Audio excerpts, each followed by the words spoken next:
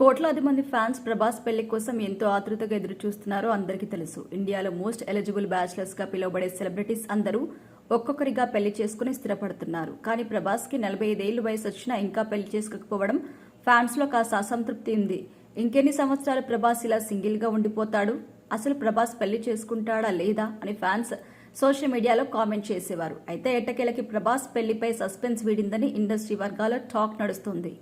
ఎన్ని రోజులు ప్రభాస్ భీమవరం ప్రాంతానికి చెందిన అమ్మాయిని పెళ్లి చేసుకుంటాడని అందరూ ఊహించారు. కానీ ఆయన హైదరాబాద్లోని ప్రముఖ పారిశ్రామికవేత్త కూతుర్ని పెళ్లి చేసుకోబోతున్నారని లేటెస్ట్ గా వినిపిస్తున్న టాక్.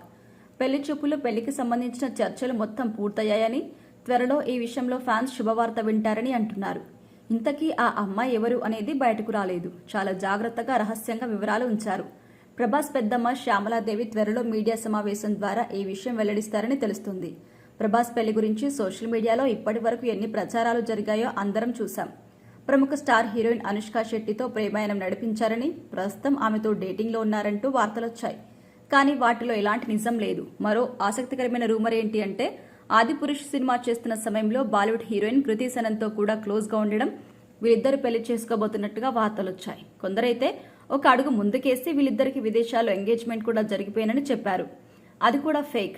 ఇలా ఎన్నో ఫేక్ ప్రచారాల తర్వాత ఎట్టకేలకి ప్రభాస్ ఒక గొప్ప ఇంటివాడు అవబోతున్నారు. పెళ్లి తర్వాత ఆయన కొంతకాలం వరకు సినిమాలకు బ్రేక్ తీసుకునే అవకాశం ఉంది. ప్రజెంట్ ఆయన చేతిలో రాజాసాబ్, ఫౌజీ, స్పిరిట్, సలార్ 2, కల్కి 2, బాకా వంటి సినిమాలున్నాయి. వీటిలో రాజాసాబ్ సినిమా దాదాపు కంప్లీట్ అయింది. ఫౌజీ మూవీ షూటింగ్ విరామం లేకుండా కొనసాగుతుంది. ఏడాదిలోనే స్పిరిట్ సినిమా కూడా మొదలు కాబోతుంది.